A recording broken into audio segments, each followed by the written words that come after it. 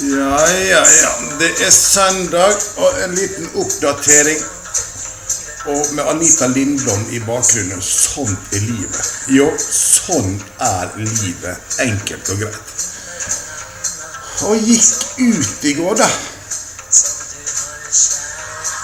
Gamle mannfolk skal holde seg hjemme på kvelden. Ikke komme hjem igjen klokka 3 om natta. Ja. Men det var mye kjekt. Mye kjekke folk.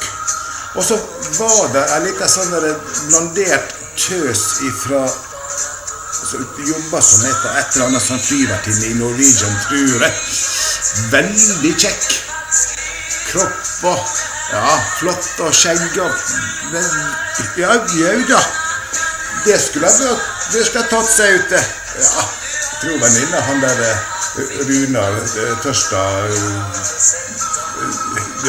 han som da, han kanskje sammenspenn eller ikke sammenspenn, det litt usikkert. Ja, men ellers så var det kjekt, men ikke noe tull etter midnatt.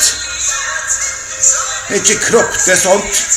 Første holdt på å styre med greier langt på natta. Nei, det, selv om sånn livet, så det skal ikke ha noe av. Det som ikke skjer før klokka 11 på kvelden, er ikke verdt å få med seg første.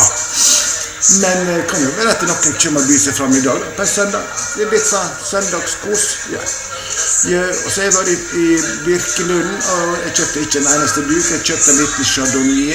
Hvis dere som er litt sånn finere på det, vet kanskje hva det er. Det er sånn liten oppsats og avlang. Ja, sånn til enten blomster eller kan du fylle det med mokkabønner eller kremtopper. Ja da, ellers så livet er egentlig ganske greit. Bortsett ifra at på onsdag så var en av mine siste klipp her i livet borte. Da ble hun gravlagt. Stakkars snille Bjørg. Tusen takk for at du var til. Men livet går videre. Dere skal slite med meg i mange år til. Men ikke etter at jeg er 75, da skal jeg bare skru av knappen. Ja. Men da skal jeg finne frem litt fjongt og begynne å henge opp litt pynt her. Det er litt for mye klang i rommet. Vi må ha opp noen klokkestrenger, noen åkle og sånne ting. Litt sofaputte her.